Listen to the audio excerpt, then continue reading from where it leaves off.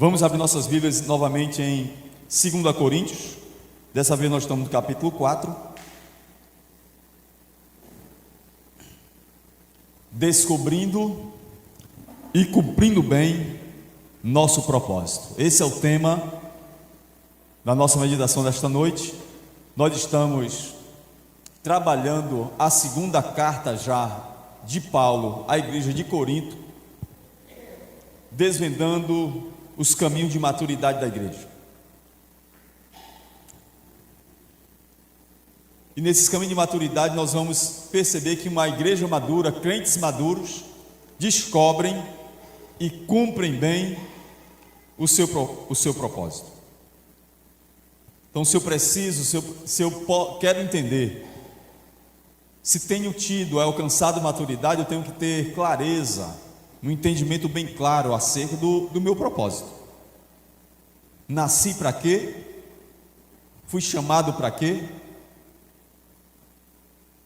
Isso tem que estar muito bem definido, porque Deus não pode ser apenas um final da nossa caminhada cristã. Deus tem que ser o início, porque senão o meu seguir Jesus, o meu confiar em Jesus, o meu serviço ao Senhor vai ser sempre um cristianismo de ansiedade. Será que eu vou chegar em Deus? Será que eu vou agradar a Deus? Será que o que é que eu tenho que fazer para agradar a Deus, para estar de bem com Deus? O meu serviço ao Senhor vai ser uma coisa ansiosa. Eu não posso ser assim. Eu tenho que ter a clareza de um propósito que está em mim, que o meu servir a Deus, o meu agradar a Deus, não tem que ser uma coisa, será que eu estou agradando? Eu nasci em Deus, Ele é meu Pai, Ele me elegeu antes da fundação do mundo, eu nasci nele. Eu não tenho que estar ansioso se eu vou chegar em Deus, eu nasci em Deus, Ele me criou, Ele me formou, Ele me chamou, Ele me adotou, tudo Ele fez. Logo no início, antes que houvesse um dia, antes que houvesse um monte, antes que houvesse um peixe, antes que houvesse ouro, antes que houvesse qualquer coisa, Ele me escolheu antes da fundação do mundo. Então o meu servir ao Senhor não é um serviço angustiado, não. Eu sei que eu vou chegar porque eu já estou nele. E isso faz toda a diferença na nossa vida. Amém? É isso que Paulo quer ensinar para Corinto, para a crente não ficar angustiado, o crente não viver assombrado, cheio de não. Deus não tem que ser o meu final, Deus tem que ser o meu início. Amém? Então, quando eu tenho uma caminhada cristã, sem consciência do que eu sou em Deus no início, eu vivo ansioso, preocupado, angustiado, se eu estou agradando ao Senhor, se o meu... Eu sei que eu vou chegar porque o Espírito Santo fez morada. Ele passou a habitar em nós quando nós fomos chamados e comprados pelo seu sangue. Então eu não tenho que ficar angustiado mais. A angústia, ela é ilegal na minha vida. Porque Deus não é um final, Deus é o meu início. Amém? É isso que ele quer ensinar para Corinto. Para que a igreja sirva bem, descubra o seu propósito, viva bem o seu propósito, cumpra bem o seu propósito. Amém? Capítulo 4 de 2 Coríntios. Pelo que tendo esse ministério, segundo a misericórdia que nos foi feita, não desfalecemos. Por que eu vou desfalecer? Por que eu vou ficar desesperançado? Por que eu vou ficar maluco da cabeça? Não. Pelo contrário, rejeitamos as coisas que por vergonhosas se ocultam, não andando com astúcia, nem adulterando a palavra de Deus. Não é um mistério isso. Antes nos recomendamos a consciência de todo homem na presença de Deus pela manifestação da verdade. Estou tranquilo, estou com Deus, estou com a verdade, vou apelar e pregar a toda a consciência humana. Acabou. Mas se o nosso evangelho ainda está encoberto, é para os que se perdem que está encoberto, nos quais o Deus desse século cegou o entendimento dos incrédulos, para que lhes não resplandeça a luz do evangelho da glória de Cristo, que é a imagem de Deus. porque não nos pregamos a nós mesmos, mas a Cristo Jesus como Senhor, e a nós mesmos como servos, vossos servos por amor de Jesus. Porque Deus que disse: das trevas resplandecerá a luz, Ele mesmo resplandeceu em nosso coração, para a iluminação do conhecimento da glória de Deus na face de Cristo. Temos, porém, este tesouro em vaso de barro, para que a excelência do poder seja de Deus e não de nós. E em tudo somos atribulados, mas não angustiados, perplexos, porém não desanimados, perseguidos, porém não desamparados, abatidos, porém não destruídos, levando sempre no corpo o morrer de Jesus, para que também a sua vida se manifeste em nosso corpo. Porque nós que vivemos, somos sempre entregues à morte por causa de Jesus, para que também a vida de Jesus se manifeste em nossa carne mortal. De modo que em nós opera a morte, mas em vós a vida. Tendo, porém, o mesmo espírito da fé, como está escrito: eu criei, por isso é que falei. Também nós cremos, por isso também falamos, sabendo que aquele que ressuscitou o Senhor Jesus, também nos ressuscitará com Jesus e nos apresentará convosco. Porque todas as coisas existem por amor de vós, para que a graça, multiplicando-se, torne abundantes as ações de graças por meio de muitos, para a glória de Deus. Por isso não desanimamos, pelo contrário, mesmo que o nosso homem exterior se corrompa, contudo o nosso homem interior se renova de dia em dia, porque a nossa leve e momentânea tribulação produz para nós eterno peso de glória acima de toda comparação, não atentando nós nas coisas que se veem, mas nas que não se veem, porque as que se veem são temporais, as que não se veem são eternas. Amém. Então, capítulo 4 da segunda carta de Paulo à igreja de Corinto vai mostrar que uma igreja marcante, uma igreja que quer marcar o seu tempo, uma igreja que quer ser relevante, uma igreja que quer ser importante, ela precisa ter muita clareza do seu propósito, um propósito bem definido, uma consciência muito grande daquilo que é o seu ministério. E Paulo diz assim: nós temos muita clareza desse ministério. Versículo 1: tendo esse ministério segundo a misericórdia de Deus. Que ministério é esse? Ele disse no capítulo 3 que nós somos carta de Deus, escrita por Deus em nossos corações. A lei de Deus foi escrita em nossos corações, não mais em tábuas de pedra. Então a primeira aliança já passou, Moisés já passou. E nós somos o bom perfume de Cristo naqueles que se perdem e naqueles que são salvos. Porque naqueles que se salvam, a misericórdia do Senhor, o amor de Deus, ela é manifestada. E naqueles que se perdem, a sua justiça, a sua ira, a sua verdade é manifestada. Então, em todo momento, nós temos essa marca do bom perfume de Cristo e da carta que Ele escreveu para que o mundo leia. Amém? Esse é o nosso ministério: proclamar o bom perfume e proclamar uma mensagem para que o mundo saiba que Cristo veio, e esse ministério que nós temos do Senhor não é pelo nosso mérito. Paulo diz assim: é por misericórdia que nos foi feito. Por isso nós não desfalecemos. Versículo 1, ele vai dizer: todo propósito é uma dádiva de Deus. Esse ministério é uma dádiva de Deus. Nós não merecemos isso. Então, quando você tem clareza de que você tem uma mensagem do Senhor, você é uma carta que o mundo lê, você tem um testemunho para o mundo ler, você recebeu esse ministério. Se você exala um bom perfume de Cristo nas pessoas, na sociedade, na sua família, você dá bom exemplo de Cristo, você tem um testemunho de Cristo, você tem esse ministério. E você não tem que se orgulhar desse ministério, isso é uma dádiva de Deus. Então você não desfalece. O versículo 2 ele vai dizer como é que o sistema atual trabalha esse bom perfume, essa carta, esse ministério. Como é que o sistema religioso trabalha com isso? Eles fazem coisas vergonhosas, dão mau testemunho e ocultam isso.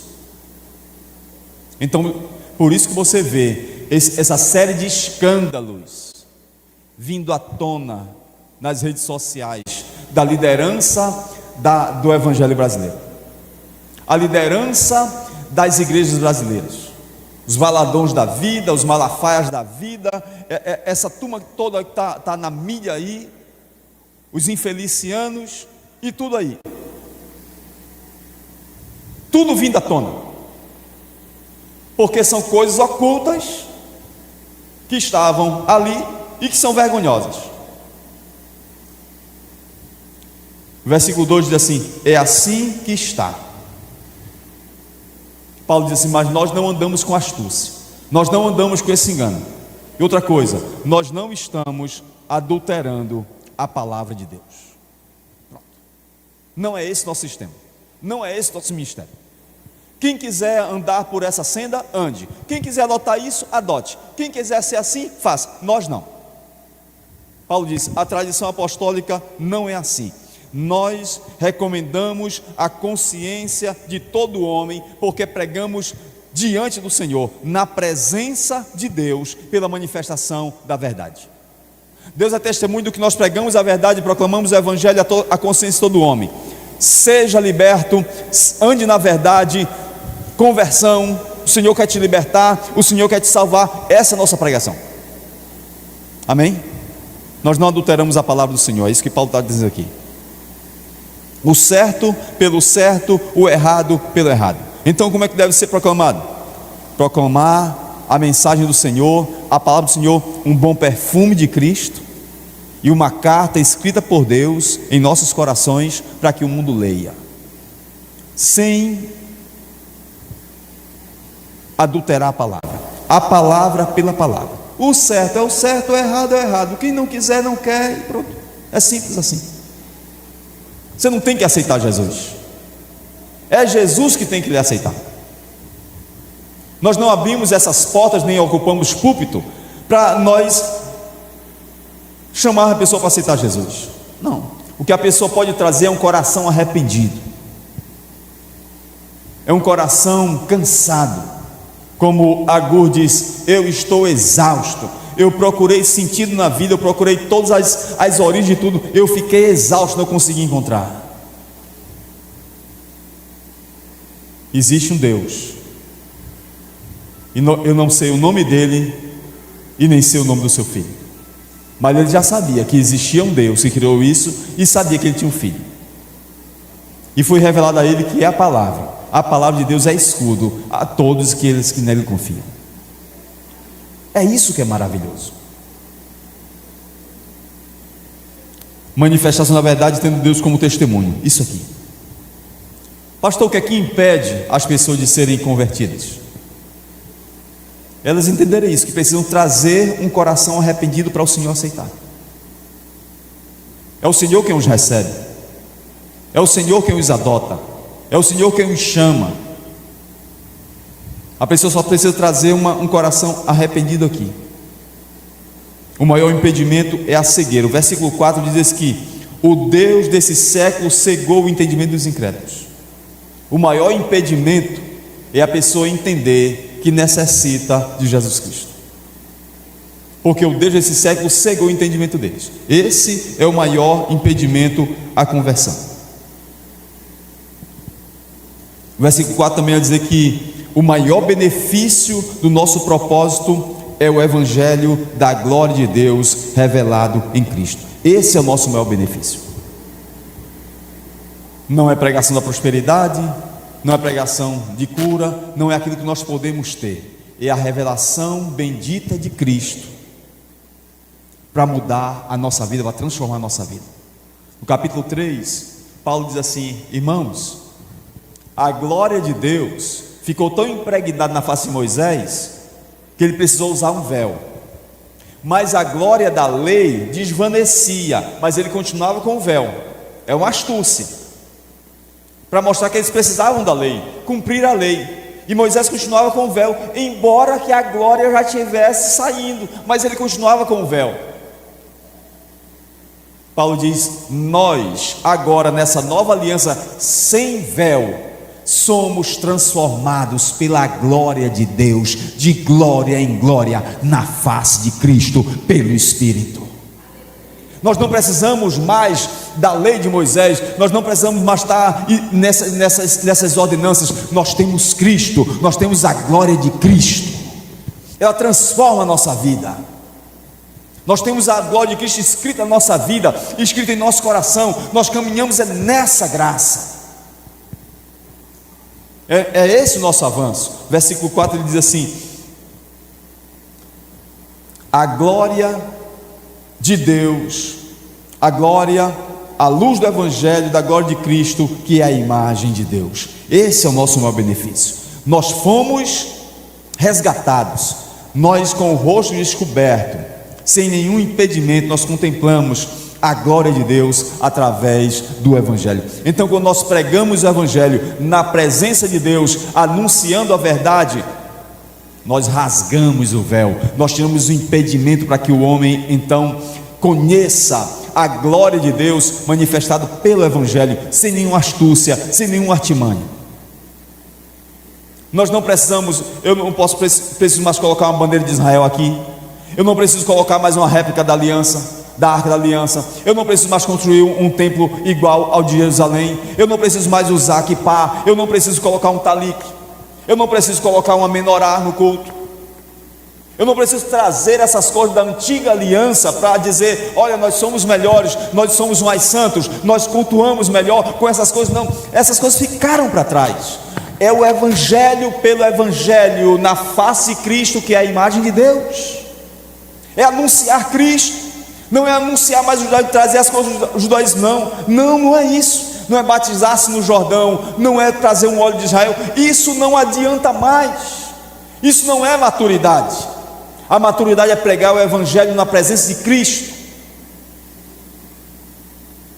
chamando as pessoas para conhecer o Senhor, amém? Paulo vai dizer: irmãos, isso é uma nova vida, é um novo Gênesis, versículo 6, é uma nova criação. Veja, ele diz assim: porque Deus que disse, das trevas resplandecerá a luz, Ele mesmo resplandeceu em nossos corações. Você lembra do Gênesis? Haja luz. Esse Deus que ordenou a luz lá, é o mesmo que ordena a luz da sua glória na nossa vida, para que haja uma nova criatura, para que haja uma regeneração, para que haja uma nova vida, um novo coração, um novo sentimento, novas escolhas, novos passos. Ele resplandeceu em nossos corações, então é uma nova criação em nós, é o dedo dele colocando uma nova lei na nossa vida, não mais pela obediência cega a prescrições escritas em tábua de pedra, mas agora porque nós temos uma graça, o amor de Deus resplandecendo na pessoa de Cristo, que foi colocado em nosso coração, e nós então colocamos a nossa vida inteira em honra a esse Deus. Por quê? Porque Ele recriou a nossa vida, resplandeceu em nosso coração para iluminação do conhecimento da glória de Deus na face de Cristo. Então eu não posso, se eu quiser maturidade, uma igreja madura, uma caminhada cristã madura, o meu discipulado maduro, para frutificar para Deus, eu não tenho que voltar para as coisas da lei. Nós temos uma igreja no Brasil, que a coisa melhor do mundo que eles acham é voltar às coisas da lei. Eu não entendo que leitura é essa de Bíblia que esse povo faz. Se Paulo está dizendo para você avançar, a igreja pega e retorna. É o conhecimento da glória de Deus na face de Cristo. Então tem que pregar Cristo, tem que pregar a graça do Senhor, tem que pregar o Evangelho que Ele ensinou, tem que pregar discipulado, fazer discípulo, ser discípulo. É apenas isto, porque foi isso que Cristo fez. Ele veio chamar discípulos para ser discípulo e para fazer discípulo. Então eu tenho que pregar isso, anunciar isto. E a nossa vida, a vida madura, se resume no chamado: vinde a mim e ide e pregai.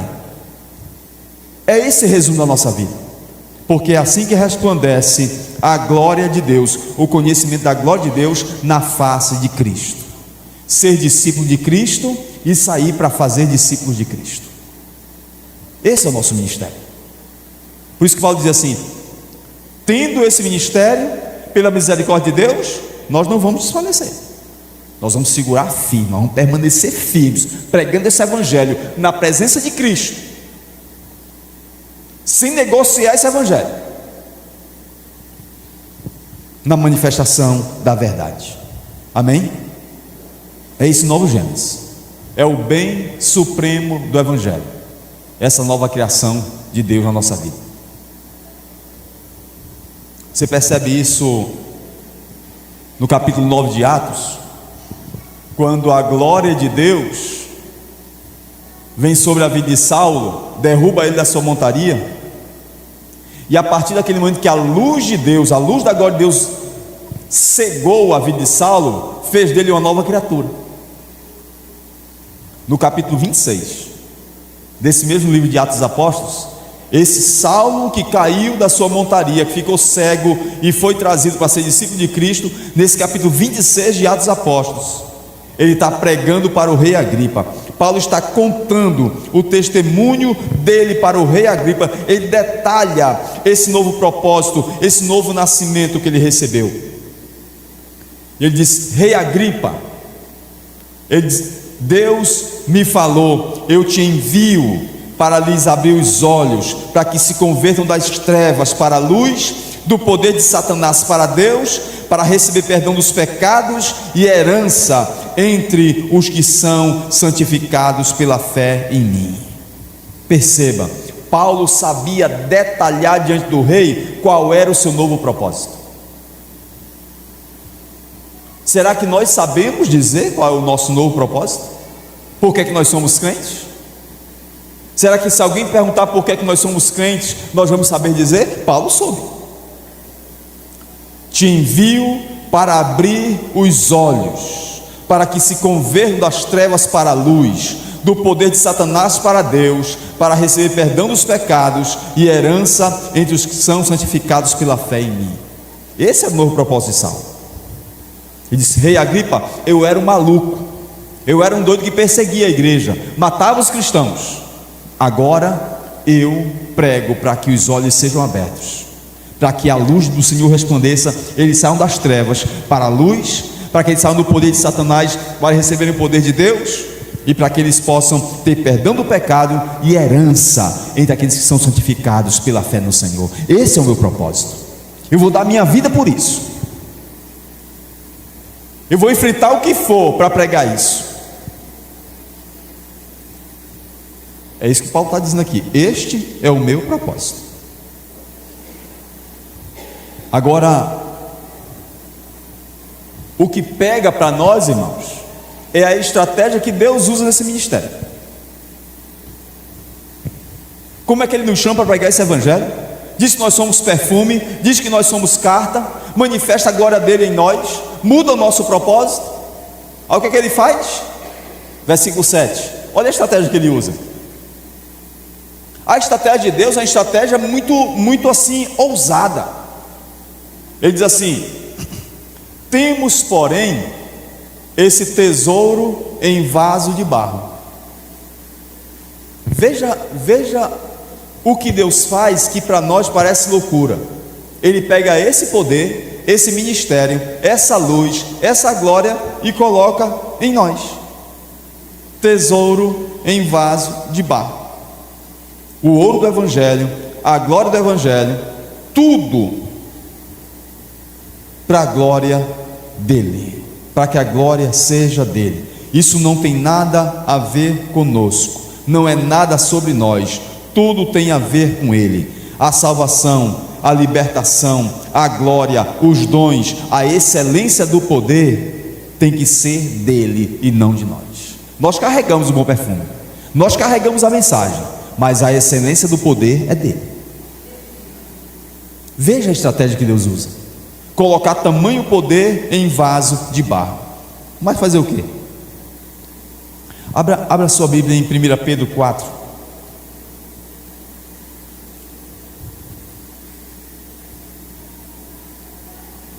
1 Pedro capítulo 4.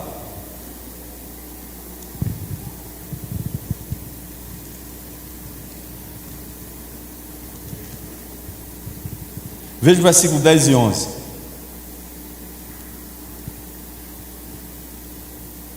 Quando a gente descobre um propósito, quando a gente descobre o que precisa fazer, esse ministério, a gente precisa colocar ele em voga. 1 Pedro 4, 10 e 11 diz assim: servi uns aos outros, cada um conforme o dom que recebeu, como bom dispenseiro da multiforme graça de Deus. Quando a gente percebe o que é em Deus, percebe que é para o outro, nunca é para nós mesmos. A glória sempre é de Deus, e a glória de Deus se manifesta servindo ao outro. Servi uns aos outros, cada um conforme o dom que recebeu, como bom dispenseiro da multiforme graça de Deus. 11. Se alguém fala, fale de acordo com os oráculos de Deus. Não dê sua opinião. A sua opinião não serve, a minha opinião não serve. Não é o que eu penso, não é o que eu acho. São os oráculos de Deus, é a palavra de Deus. Busque na palavra de Deus. Se alguém serve, faça na força de que Deus supre. Não é na minha força, não é do meu jeito, não é eu passando na frente de Deus, não é eu querendo as coisas do meu, não, é na força de Deus que supre, para que em todas as coisas seja Deus glorificado, por meio de Jesus Cristo, a quem pertence a glória, o domínio pelos séculos dos séculos. Amém. Servir ao outro, dar glória a Deus, né? E depender da força que vem de Deus. Se alguém serve, faça na força do Deus que supre, né? Pastor, mas eu não tenho esse dom, eu não tenho esse ministério, eu não sei qual é o meu propósito. Meu irmão, você sabe, a palavra do Senhor já lhe disse. Pastor, mas eu não tenho. Tem porque a palavra do Senhor disse que você tem. Aqui teve uma conferência missionária em 2018. Teve. E nessa conferência missionária foi falado a respeito dos dons. E foi usado o texto de 1 Coríntios capítulo 12, que diz que Ele dá a cada um o dom. A manifestação do Espírito é concedida a cada um, visando um fim proveitoso. É a cada um, visando um fim proveitoso para a edificação da igreja, para a glória de Deus. Amém? Então, a estratégia de Deus, quando Ele coloca um dom em cada um de nós, é para servir o outro. Cada um tem. Cada um tem o seu. E é para servir a igreja, é para servir ao outro. Amém? Então, quando Deus faz isso, quando Deus usa essa estratégia de colocar o poder dele, esse ministério em vaso de barro, Ele está dizendo: irmão, o mundo só valoriza a aparência, mas ele não valoriza a essência. No reino de Deus é o contrário. A aparência é de barro, mas a essência é a minha glória. É só isso que Ele quer mostrar. Paulo diz assim: Deus, Ele faz umas coisas que Ele pega esse poder, esse ministério, e coloca em vaso de barro. O mundo não vai valorizar isso, porque é vaso de barro. Não quer saber de barro, mas o tesouro está lá dentro. Aí o mundo aqui valoriza a aparência, só o que é aparente. Ele não está buscando o que está dentro na essência. A essência é ruim, a essência é podre, mas se está aparente, está beleza.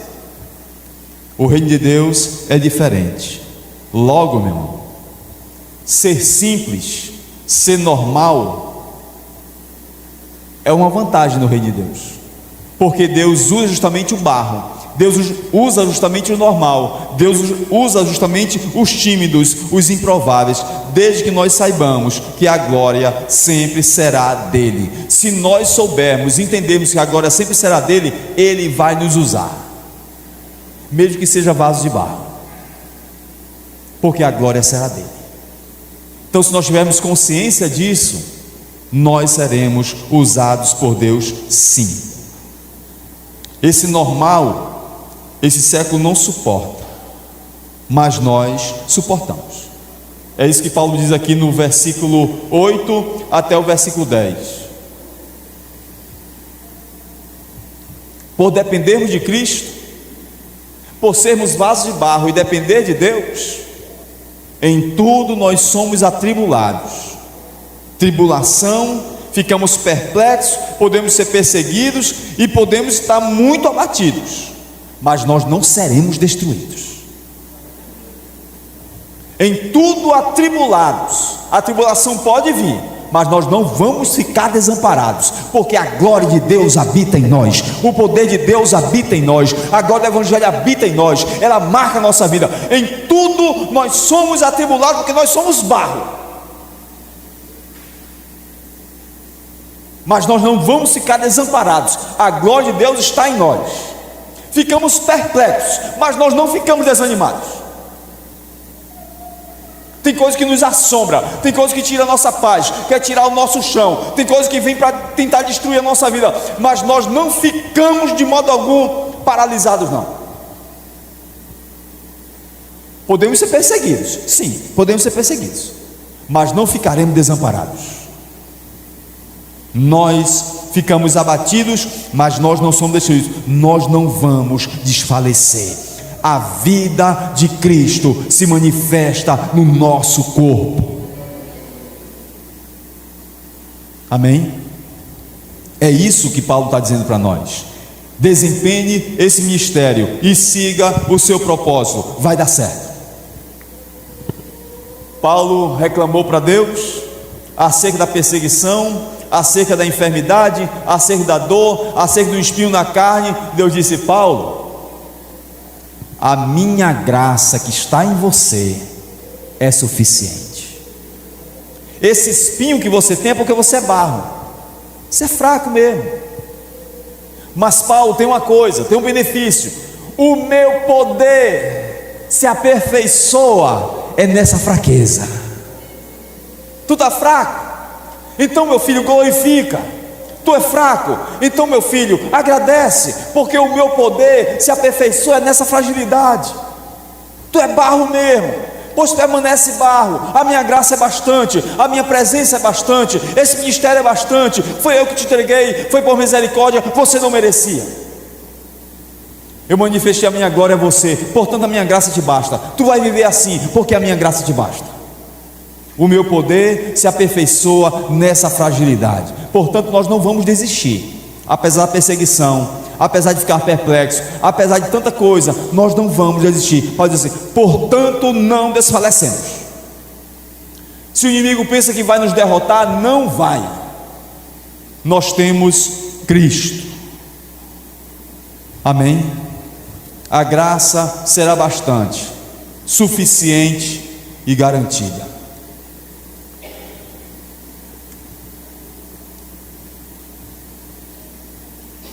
E esse propósito, pastor, o que é que eu ganho com ele? Você ganha o espírito da fé. Veja o versículo 15, versículo 13, na verdade, versículo 13. Tendo, porém, o mesmo espírito da fé.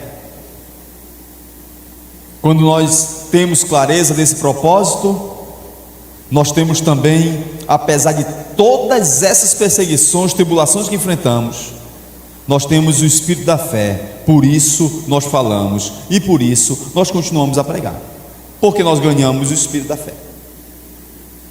Que espírito da fé é esse, pastor? Crer e falar. Não somos os primeiros a ser perseguidos, não seremos os últimos. Não somos os primeiros a ficar perplexos, não, e não seremos os últimos. Jeremias passou por isso, Daniel passou por isso, Oséias passou por isso, todos os servos do Senhor, Elias passou por isso. tentou ficar desanimado, foi perseguido, foram acusados de coisas. Todos eles passaram por isso, mas todos eles creram e eles continuaram a pregar,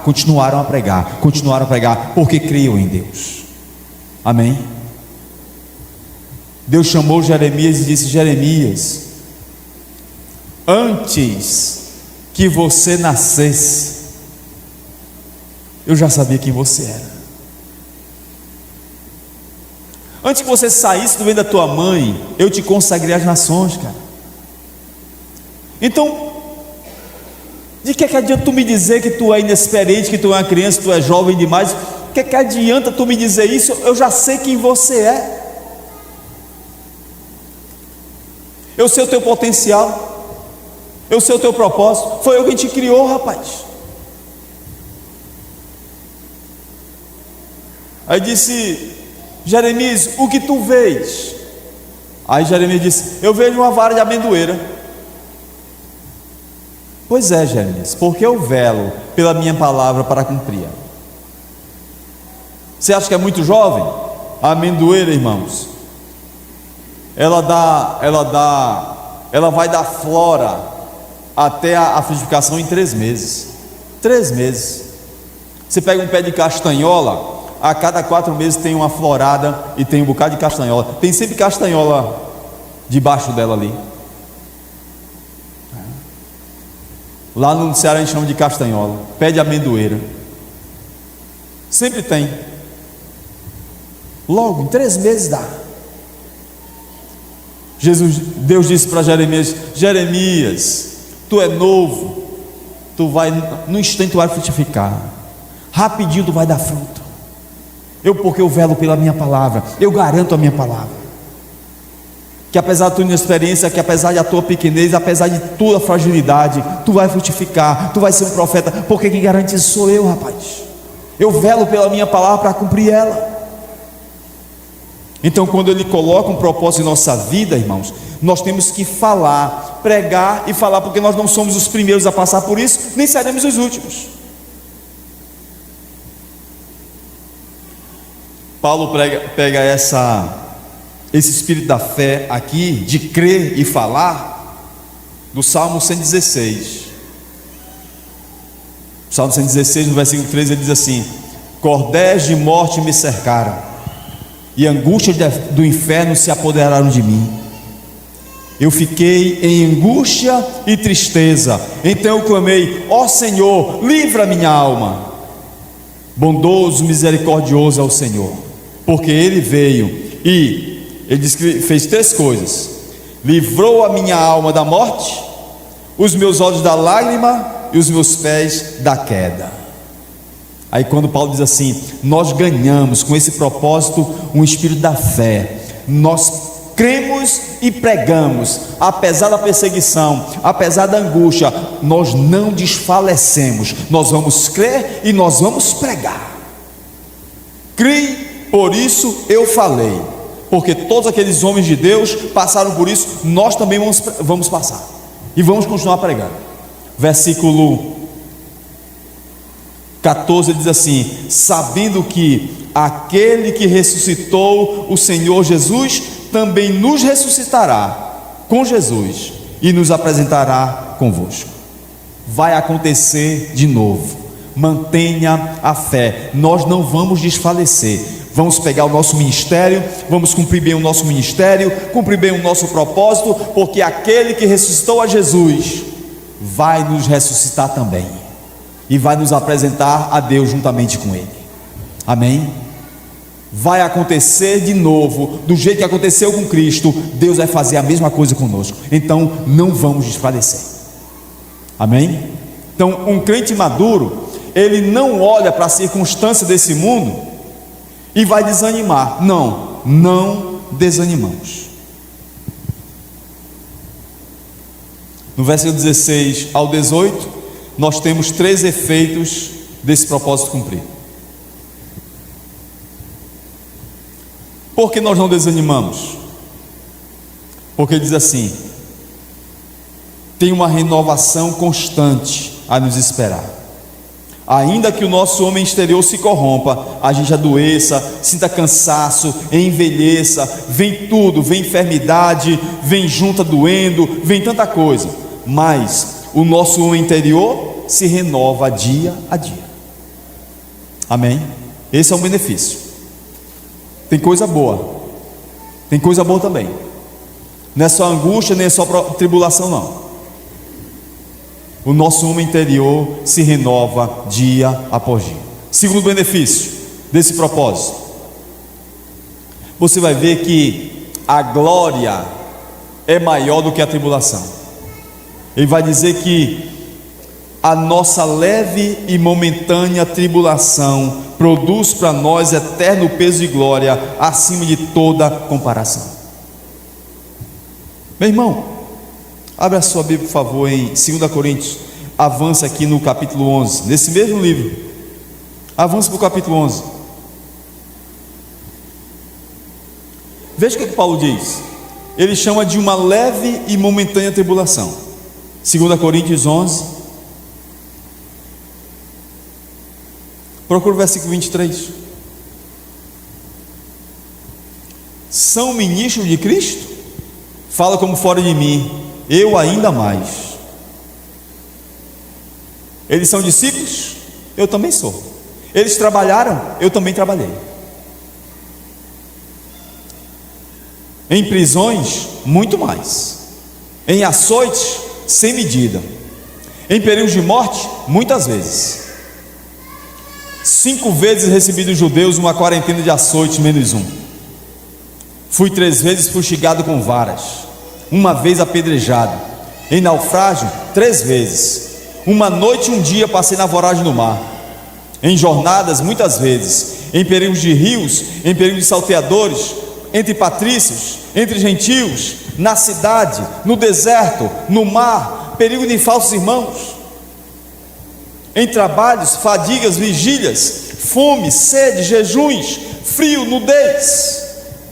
Além das coisas exteriores, algo que pesa sobre mim diariamente, a preocupação com todas as igrejas. Quem enfraquece, que eu também não enfraqueça. Quem se escandaliza, que eu também não me infame. É isso que Paulo está dizendo, que o que nós passamos é uma leve e momentânea tribulação. Paulo diz assim, a tribulação é leve e momentânea, e ele passou tudo isso que nós vimos aqui. Tudo que ele relata aqui, ele chama de leve e momentânea tribulação. Ele está dizendo, os discípulos que são aqui de Jerusalém não passaram a metade do que eu passei. Mas eu estou dizendo para vocês, a glória que nos espera está acima de tudo isso. Ela é incomparável. A glória é incomparável.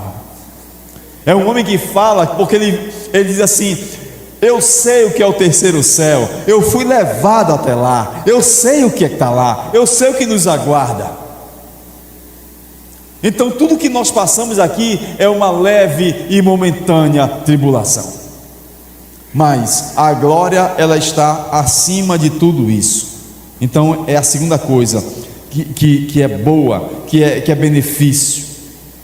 A terceira é manter o foco na eternidade, não atentando nós nas coisas que se veem, mas que não se veem, porque as que se veem são temporais e as que não se veem são eternas. Então nós erramos quando nós nos conformamos com esse mundo aqui. Paulo diz assim, não fique com os seus olhos aqui, não fique com os olhos nesse mundo, porque você vai ficar cego à vontade de Deus, infrutífero, imaturo e normalizando tudo isso, né? Normalizando tudo isso. Nós não podemos, irmão. Observe que nós não podemos ter os nossos olhos voltados para essa vida e realidade aqui. O nosso coração, a nossa vida tem que estar voltado para aquilo que Deus quer para a nossa vida. Em Atos capítulo 16, esse mesmo Paulo que escreve aqui a carta de 2 Coríntios está preso com Silas numa masmorra na cidade de Filipos. eles não fazem parte do grupo musical, eles não tocam instrumento, não tem nada para eles.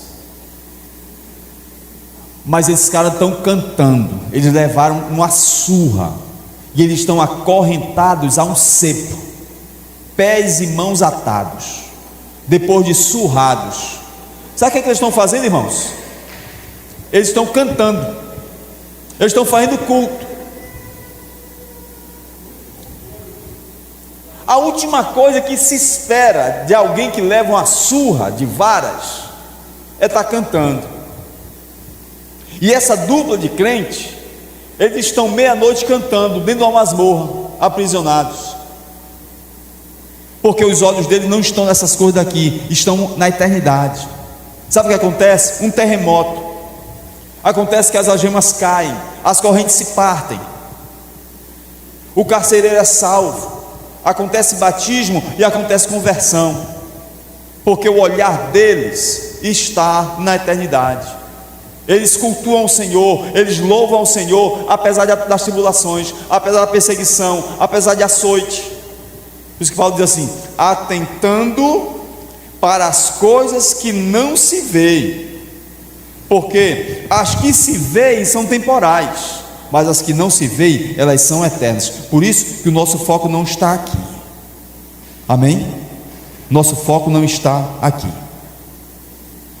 porque a nossa obediência ao Senhor só vai durar até nós conhecermos a Ele. Nós obedecemos até conhecer o Senhor. Depois que nós conhecemos ao Senhor, nós honramos ao Senhor. Nós não apenas obedecemos, nós honramos. E honrar é mais do que obedecer. Honrar é mais do que obedecer. Muitas vezes nós obedecemos nossos pais, mas nós não honramos. Nós obedecemos por medo de apanhar, nós obedecemos por medo de insegurança, de não ter mais. Nós obedecemos, mas muitas vezes não honramos. Nós só obedecemos a Deus até conhecermos quem Ele é. Depois que nós conhecemos o quanto Ele é maravilhoso, o quanto Ele é insuperável, o quanto Ele é magnífico, nós passamos a honrar. Honra ao Senhor com todo aquilo que você tem. Isso é o que a palavra do Senhor nos diz, né? Então nós recebemos esse tesouro, esse ministério em vaso de barro. Nós temos a plenitude do conhecimento de Deus, a glória do Senhor na nossa vida. Não é para nós nos orgulharmos não, irmãos. Tem muito crente se orgulhando do dom que recebe,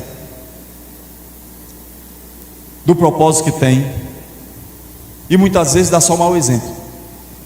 Agora, que Espírito Santo é esse que me capacita com dom? Que Espírito Santo é esse que me capacita a falar em outra língua, mas não me capacita a pedir perdão para o irmão na mesma língua?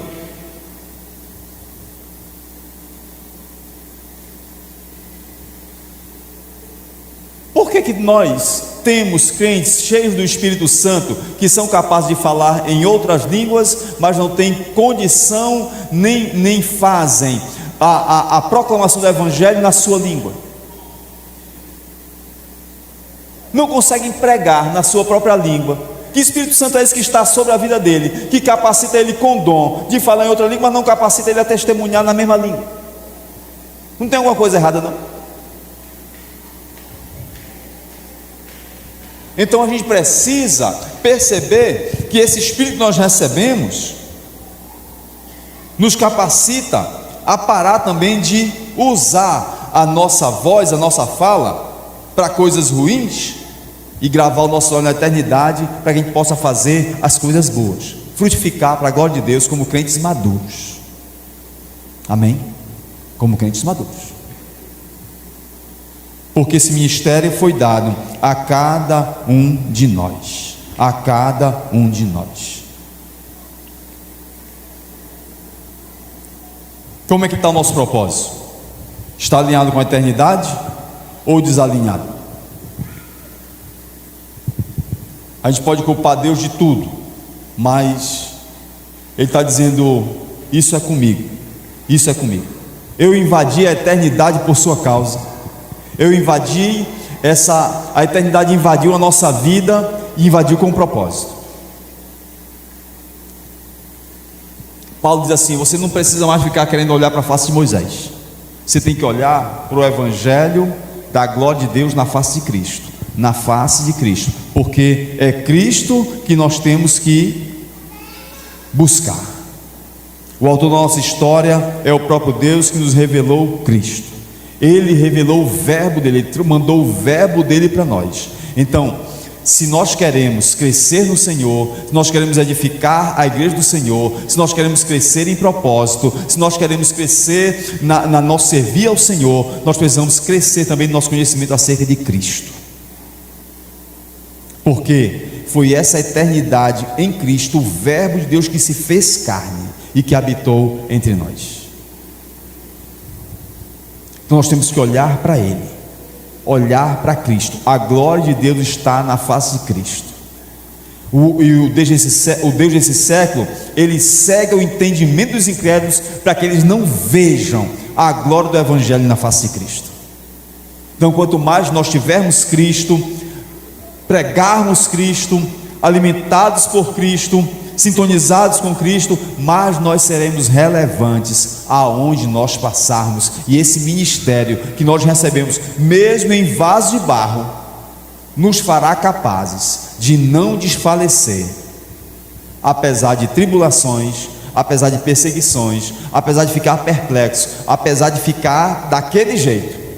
Não, nós não vamos desanimar, porque nós recebemos o espírito da fé. Crie, por isso falei. Amém? Nós precisamos caminhar nessa direção, cumprir cabalmente esse propósito que o Senhor deu para cada um de nós, e que nessa noite Ele possa trabalhar os nossos corações e fazer com que a nossa vida ela deslanche para a glória do Senhor. Amém? Que o nome do Senhor seja glorificado. Cada fragilidade nossa reflete o barro que nós somos, mas cada vida resgatada reflete a glória de Deus que habita em nós. Reflete nosso ministério, reflete o nosso chamado. Vamos cumprir isso cabalmente. Vamos cumprir isto cabalmente.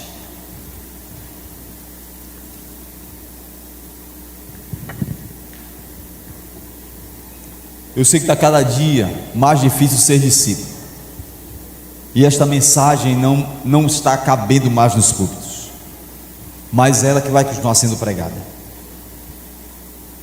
Por que nós precisamos dela, irmãos? Porque quando toda essa loucura passar, é o Evangelho quem vai salvar. Mas é o Evangelho daqueles que são chamados a ser discípulos de Cristo. Então continue sendo discípulo de Cristo.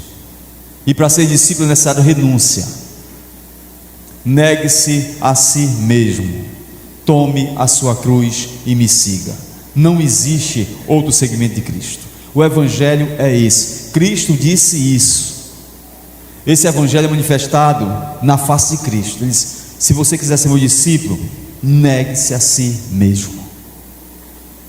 Você é barro, não negue que você é barro. É frágil, não negue que é frágil. Então siga Cristo, pegue sua cruz, vá servir a Ele, porque Ele vem buscar discípulos. Ele sempre vem buscar os seus discípulos.